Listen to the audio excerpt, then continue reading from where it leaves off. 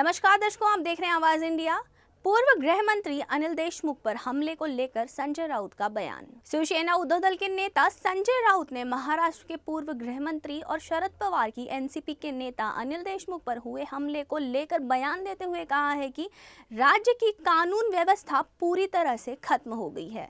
Law and order नाम की कोई चीज महाराष्ट्र में नहीं रह गई है। इस राज्य में चुनाव के दौरान इस तरह की भयंकर हिंसा आज तक कहीं भी नहीं हुई है। देवेंद्र फडणवीस महाराष्ट्र के गृह मंत्री हैं और उनके ही शहर नागपुर में महाराष्ट्र के पूर्व गृह मंत्री अनिल देशमुख पर जानलेवा हमला होता है। अनिल देशमुख को जान से मारने की साजिश की गई थी। सबने देखा कि किस तरह से देशमुख जख्मी हुए हैं, कितने बड़े पत्थर से पथराव किया गया था। कौन जिम्मेदार है इस हमले का? चुनाव आयोग के हाथ में पुलिस व्यवस्था है, न तो सबसे पहले चुनाव आयोग जिम्मेदार है इन सब चीजों की। आगे संजय राउत ने यह भी कहा है कि पिछले 2 सालों में महाराष्ट्र के गृह मंत्री देवेंद्र फडणवीस ने जिस तरह से महाराष्ट्र की वाट लगाई है, मुंबई में बाबा सिद्दीकी जो महाराष्ट्र के पूर्व मंत्री रहे हैं उनकी हत्या की जाती है। अब महाराष्ट्र के गृह मंत्री अनिल देशमुख पर जानलेवा हमला होता है, जो कई बार महाराष्ट्र के मंत्री रह चुके हैं, महाराष्ट्र के सीनियर राजनेता हैं। बीजेपी की ओर से यह बयान दिया गया कि यह अनिल देशमुख का स्टैंड है, जिस पर संजय राउत ने बयान देते हुए कहा है कि महाराष्ट्र को नरेंद्र मोदी इस प्रकार के स्टंट लेने की कोई जरूरत नहीं है। स्टंटबाजी जो है वह सिर्फ बीजेपी में होती है और स्टंटबाजी के मास्टर खिलाड़ी रजनीकांत देश के प्रधानमंत्री नरेंद्र मोदी हैं। बात ऐसी है, महाराष्ट्र की कानून व्यवस्था, लॉ एंड ऑर्डर पूरी तरह से खत्म हो गई। इस राज्य में चुनाव में इस प्रकार की भयंकर हिंसा कभी नहीं हुई थी।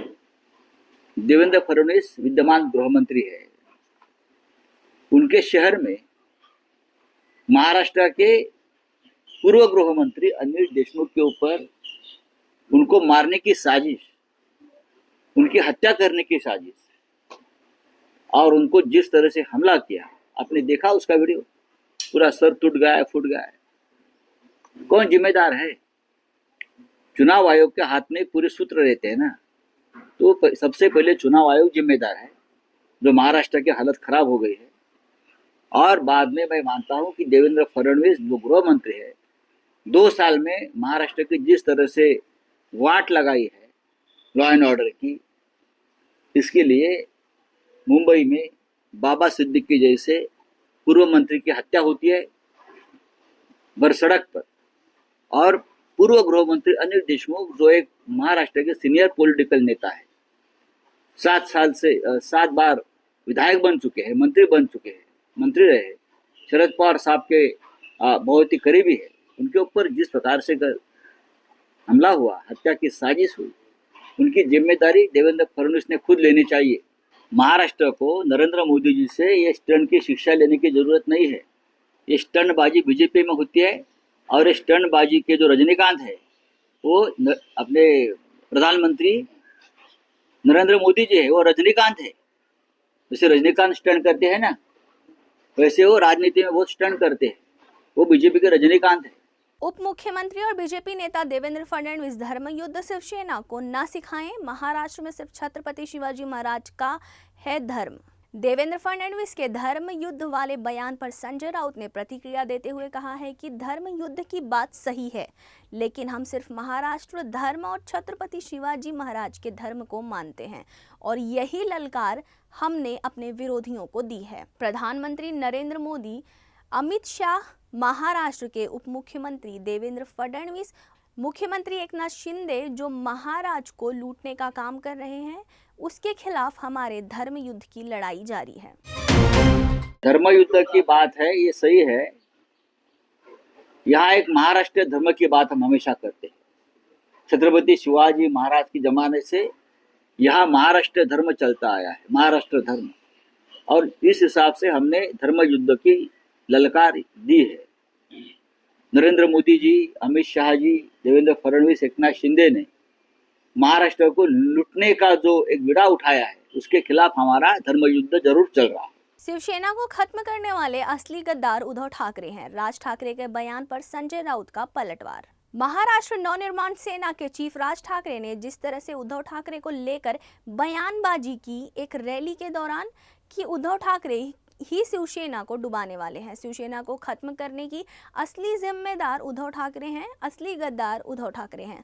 इस सवाल पर शिवसेना उद्धव दल के नेता सांसद संजय राउत ने बयान देते हुए कहा है कि राज ठाकरे को शिवसेना पार्टी छोड़े जमाना हो गया, उन्हें शिवसेना को भूल जाना चाहिए, सिर्फ अपने पार्टी मनसे पर ध्यान देना चाहिए।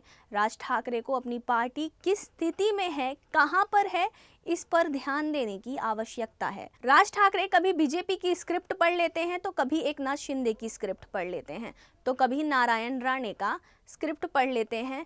अपना स्क्रिप्ट खुद लिखना चाहिए और खुद पढ़ना चाहिए, नहीं तो राज ठाकरे को अपना और अपने पार्टी का कार्टून निकालना चाहिए। राज ठाकरे बड़े व्यंग्य चित्रकार हैं, उन्हें इस तरह के कार्टून निकालना चाहिए। आगे संजय राउत ने राज ठाकरे को लेकर यह भी कहा है कि एक जमाने में राज ठाकरे हमारे अच्छे दोस्त थे, लेकिन आज ऐसा लग रहा है कि राज ठाकरे के दिमाग पर बीजेपी ने पूरी तरह से कब्जा कर लिया है। बात ऐसी है, राज ठाकरे को शिवसेना छोड़े हुए एक जमाना लौट गया। वो शिवसेना को भूलना चाहिए, अपनी पार्टी की बात करें। अपनी पार्टी कहाँ है देखिए, कभी बीजेपी का स्क्रिप्ट पढ़ लेते हैं, कभी एकनाथ शिंदे का स्क्रिप्ट पढ़ लेते हैं, कभी नारायण राणे का स्क्रिप्ट पढ़ लेते हैं। अपना स्क्रिप्ट खुद लिखो और पढ़ो, नहीं तो कार्टून निकालो अपना ही, अपने पार्टी का। व्यंग्य चित्रकार है बहुत बड़े। एक जमाने में राज ठाकरे जी हमारे मित्र हुआ करते थे, लेकिन मुझे लगता है कि भारतीय जनता पार्टी ने उनके दिमाग पर पूरा कब्जा ले लिया है। शिवसेना उद्धव दल के नेता और सांसद संजय राउत ने बीजेपी पर बड़ा आरोप लगाते हुए कहा है कि चुनाव प्रचार का वक्त खत्म हो चुका है, लेकिन बीजेपी कभी भी राज्य में दंगा करा सकती है। बीजेपी की मानसिकता ही ऐसी है। अरे ये जिहाद बिहाद कल शाम तक खत्म हो जाएगा। ये आज का आर्ट देखो, बीजेपी का इस लेवल पर आए हैं कि उनको आज शाम तक दंगा करना ही है, लेकिन दंगा नहीं होगा।